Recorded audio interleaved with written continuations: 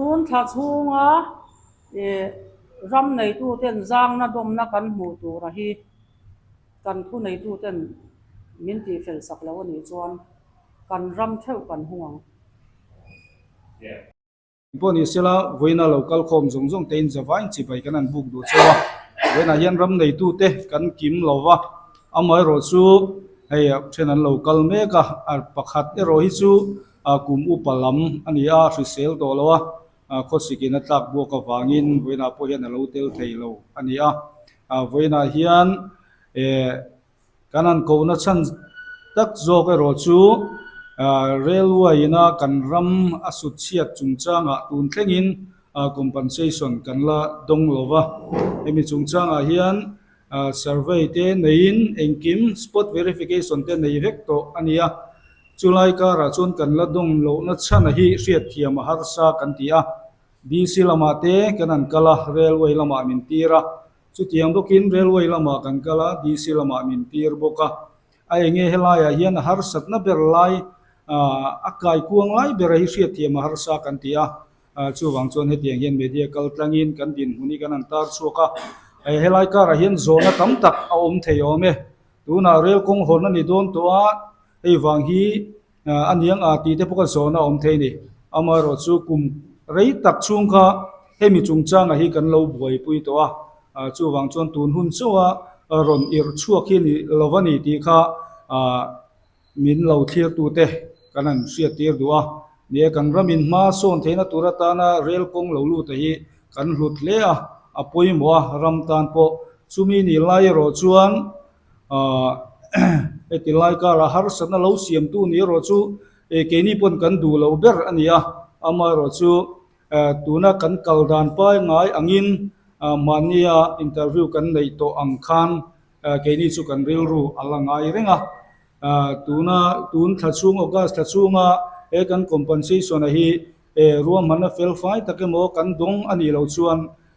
ke ni chuan kan ram chin rel ko ngai dan kan tum lam ani lawa kan ram chin ro chu lo hum hal tat kan tuma min pe thei lo ani chuan an rel ko ngai an pek to ram an lak to chin a hian suan mai sela lo da son mai sela ti kan ngai dan het tak ania chu tiang tur chuan voina po hian kan han in hriat tim non le a eta hian thu nei tulam point thei top min chua puya tran min lak tur pui point di silam a thok tu te le ruai thok tu te po kan in som nga la chu tiang tur chuan in keimani lampo thei topin emi ko nga hian ma kan la don ani ti la ya ka kan han soi non le du ani e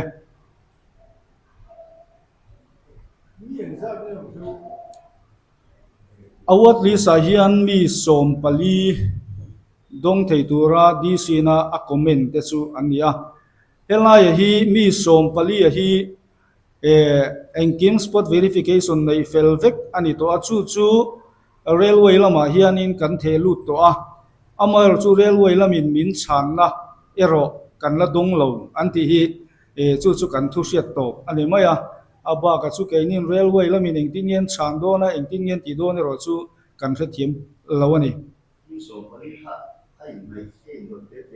ni chuang la ver mun san spot san ani ta helai mun hi ai ang lo nual ani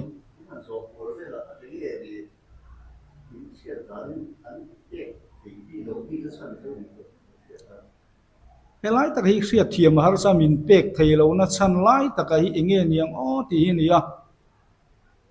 an mani railway hoina an soidan kan hriata chuan aram hlut na le kan compensation kan sanction hi chu ai mil tok chuan kan thria hei ba ka sanction ti le tu hi chuan in ti kha an soidan chuan ya har san ti nge enge theilo chan lai tak ro chu hriat thiam a har khop mai ram so le ti kha ai le ko mi che za ko ke le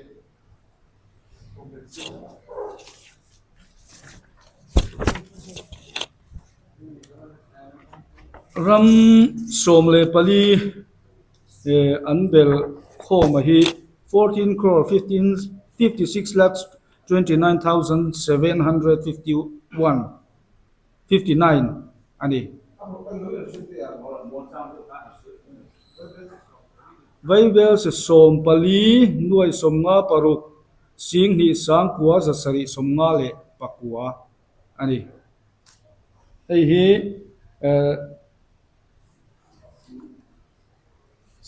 awat lisan siama an bel khom hei mi awat li sahi sang ni ale kha number ai chuan number 3 sang hi le som pakua ania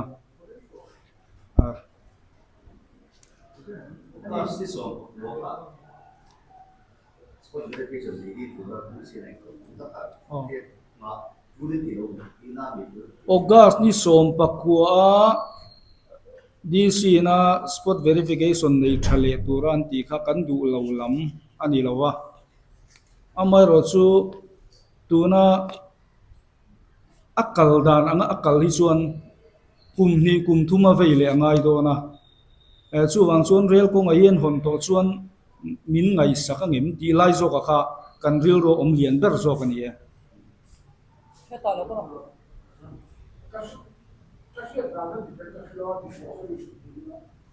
Tuna ni so polisi la chen khata ram nei lo sal to in da dia compensation la ko ne in te ka ko ni ni so to ba ko se da ni chu ve la chu ne ki u ha ti compensation do da to tuna basic no ne to ne tin ki le ni a ram nei ta tak ti ne ya ka mi pa sang ram nei ta tak ti lo nên là cũng phải sử dụng các cái nguồn năng lượng để khai sáng thì sử dụng các cái chú ý helai tak hi su ke ni chuan kan thelo ke mani hi kan in buai pui to pa ke ni a hi chu midang a hi an ram din hun hi kan va chui vak lem lo atin midang spot a po hen kan vakal pui chuang lo wa spot verification a chon ke mani ram theu lo om tura ti ka kan ni maya chu mi huna chuan in ram kan in dik do nen ti a chu ta chon kan lo om ani maya kala ya kha kan zuk se thuk lu tuk lo midang lama hi chu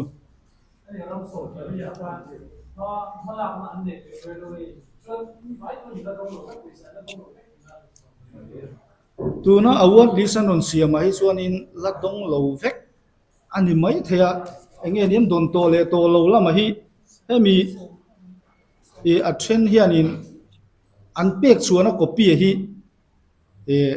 kan zuk set thuk lu tuk lova su lai chu ani a hai kan thian pa hi pek to chu ni a tuna helai muna ron tel vele na chan tak eroi chu railway lamina an pek le DC lamitanga an sang so na hi ain mil tat lawa chu lai chu ani he ron tel na chan ani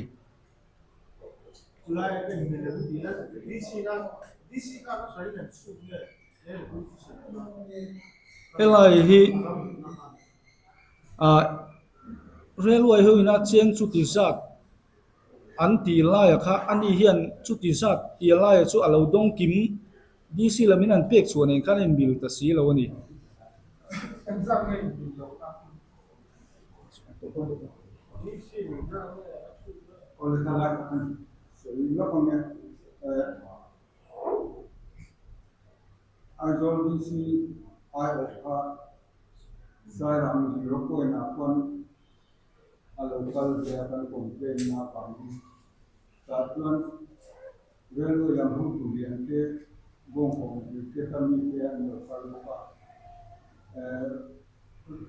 Rel kong ne lian bu kha an hol kha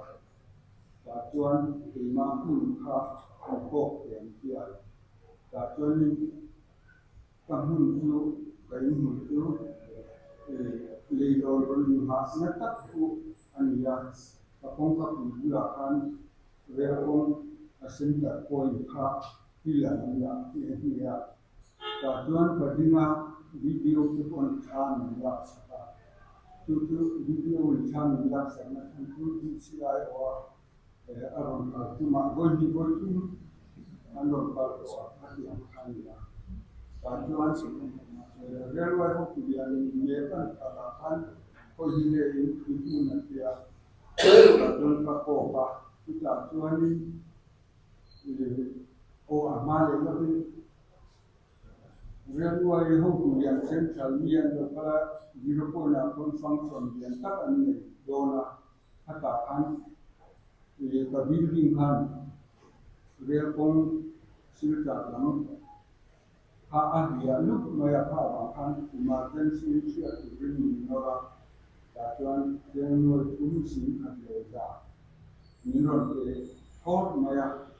tu mi ba tu re ta ba mo me ya tu sáng thì sống của người sáng cùng sống thì không có cái sống chân thân gì đó cho nên anh bà cả cái tiếng bảo ông ta là hát mà mà ăn đâyว่าcho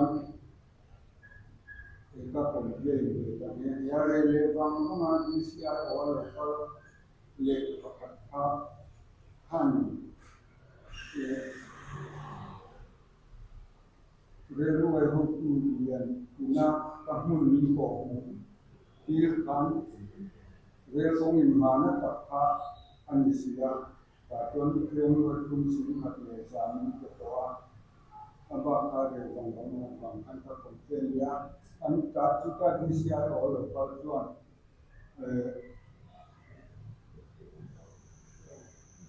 an jo ya railway ho tu ya pa khan hemi mi ka tan yan 10 lakh something kan to achia tu ka shele we atia ha ha ho choma ani cross te kama ikan aram chiang ma yang lo lunga ju phone number te kan nei te ka atia ka building bula ka dimla ka chan lak sak ko ka aram chen te le te jadi aku nama ini yang dia oleh dia yang tu tadi mungkin yang apa tu menunjukkan kita kampung ka building ka semi concrete lima yang starting center concrete dia tuan yang luar jumpa kan itu kan kita kalau kita ramai tua Kadung ko itu orang cepat yang kan mungkin pasien sultan. Itu masuk kuesion gitu. Jadi isi kan Aja bisi. oh Mana meeting apa ni bisi ka asten akan untuk tang ni juga. Mungkin dia ini guna dapat sama apa dia di sini sudah. Ini kelaikan main nak serta ini kan terlalu kelaikan kata pokok ni saya. mania di sia kan meeting a kha soi le soi nu ruang man na sa meeting nem he sa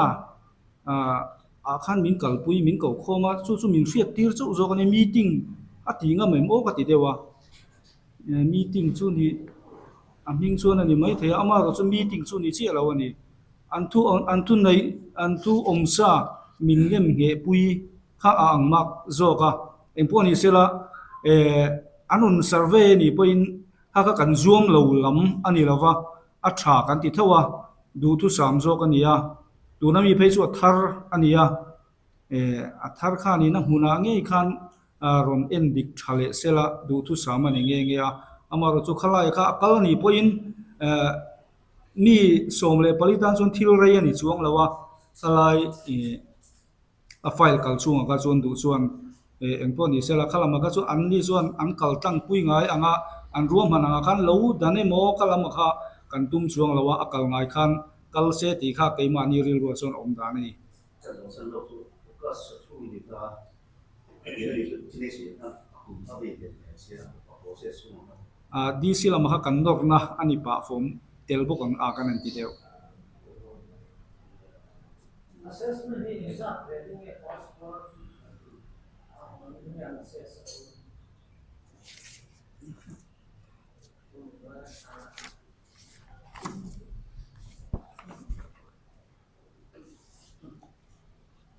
ang mali ka lang ito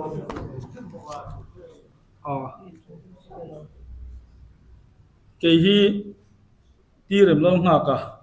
sai rang cái ni a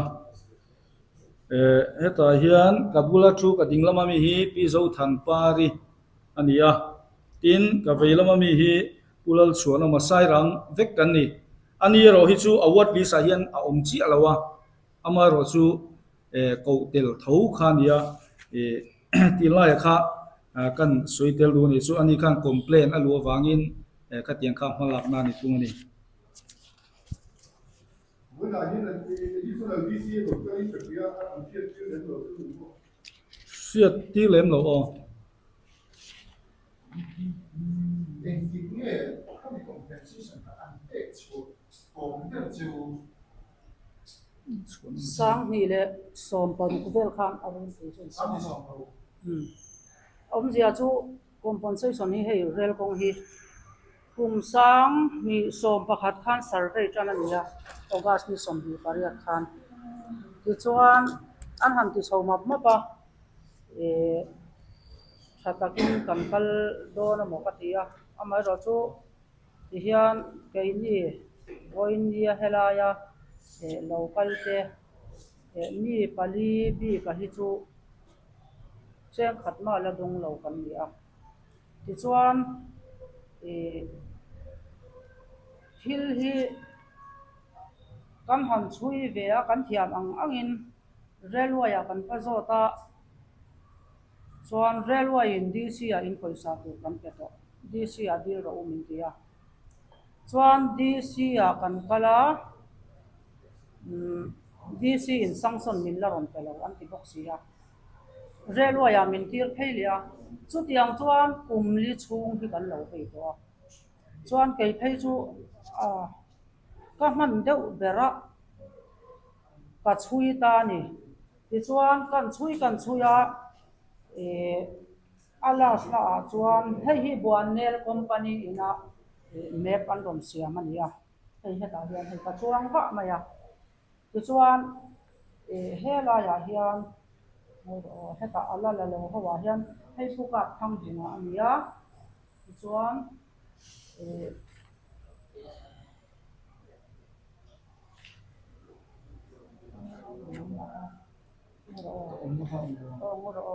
chuanin hei hi ania chuan hei hi railway na an ron siam ve kha ania hei hi railway lam ron siam ve ania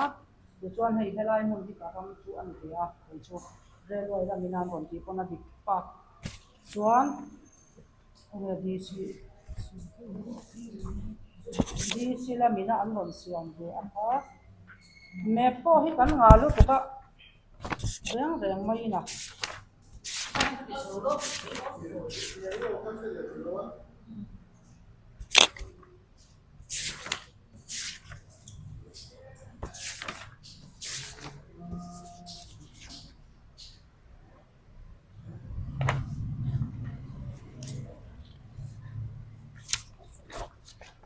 helai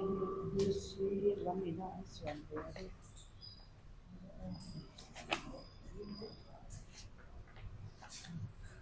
hei hi dc lam ina an ron siam ve ania rel trong hi ti chuan heta hian office lama kan ho tu te le buannel company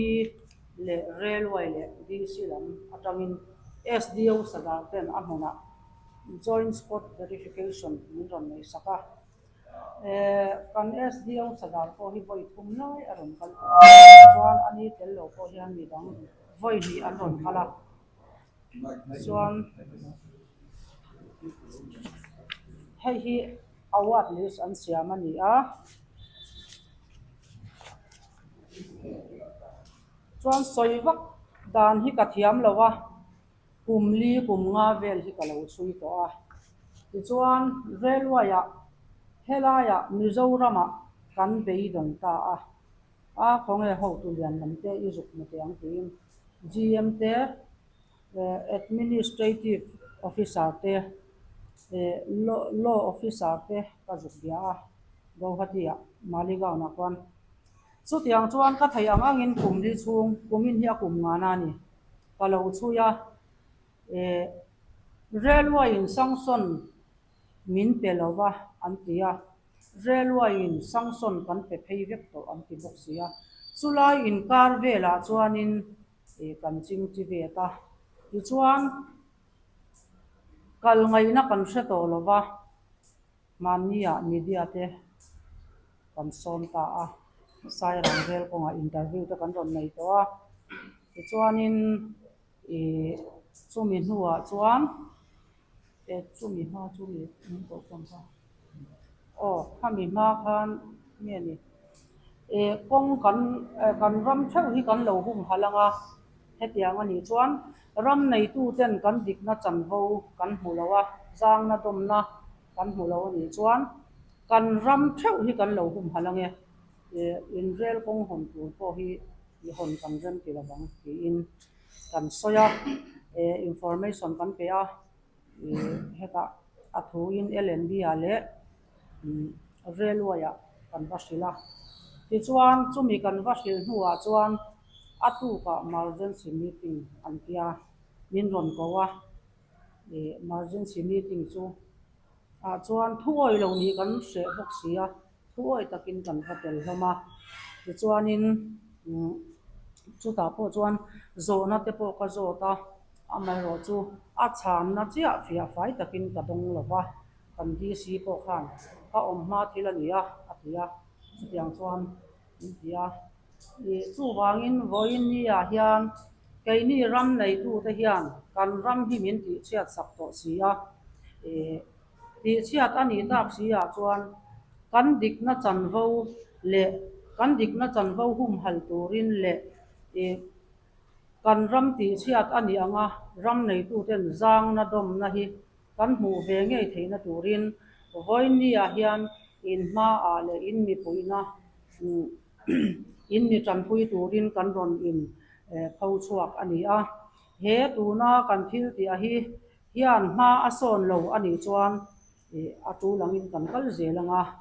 chuan a thei na kan kal lenga tuna hian prime minister representation kan thon to a railway minister nen chutiang chuan ma kan la ania hei hian omzia anei lo ani chuan rail kong hon ma puan keini po kan che veang ti kha voinia hian in ma ka puang chuak lua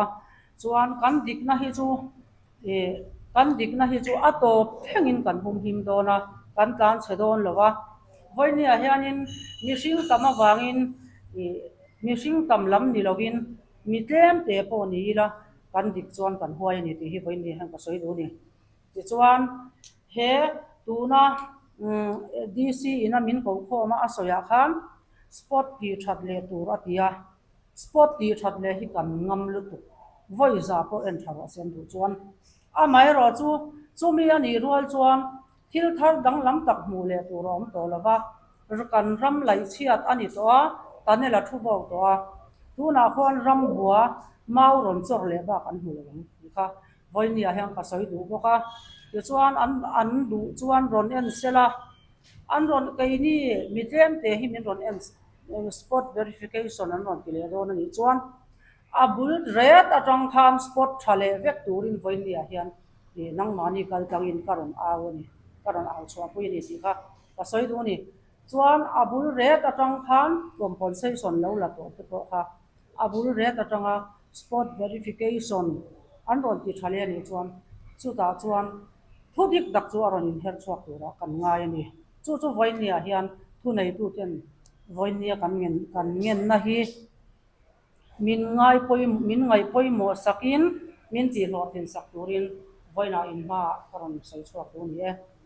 chuan voinia hian dam lo pahni an oma wangin kan jinga hian mi pahni an lo kal thei lova tin chu ba ka chuan hei kan lama chon ngai lo ania in mi hriat thiam na te po kan dil nga langa voinia hian lekha han sem tur te po kha han siam ve kha kan tum ngiala amai ro chu tuitla kha kan neya tuitla kha ruang kha kan eng lowa chuan chu mi hnuwa kan khotlanga pakhat mi thi kan neya chu mi hnuwa hei are ma u hi alo bo ral le box sia chu wanga voinia hian เลขา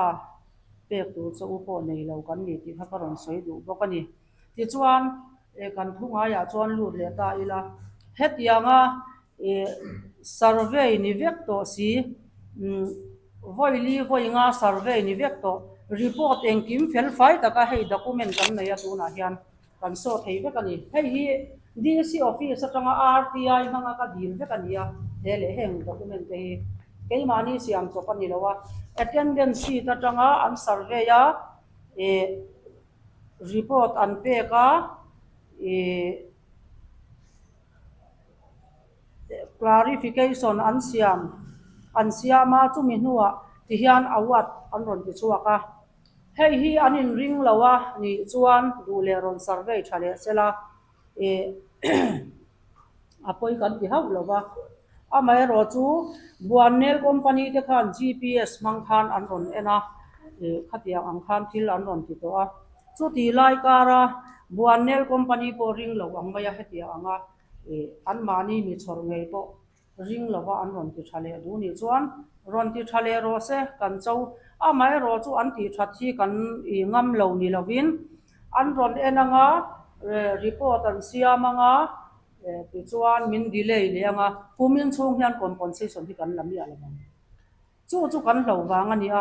ram nei tu te hian compensation lak ve thoi tu hi kan hak he ani kan thian te nan la to sia chu wang chuan voinia hian kal ngai na selowa kaini ram nei tu te in ma a journalist te ma a hian kan ron in pho chuaka chuti rual chuan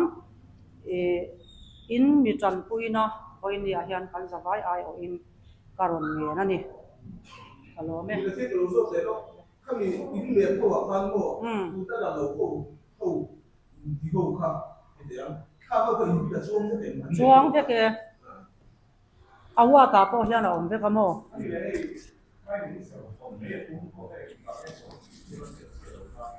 我们讲公司因为平常讲不好的，比如说到哪里去过不好就没有毕业看到那也是坏的，不好的是那些话呢，因为产品这里。khala ya kha chu spot te han ti sela tun thla chunga ram nei tu ten zang na dom na kan mu tu ra hi kan thu nei tu ten min ti fel sak lo ni chuan kan ram theu kan huang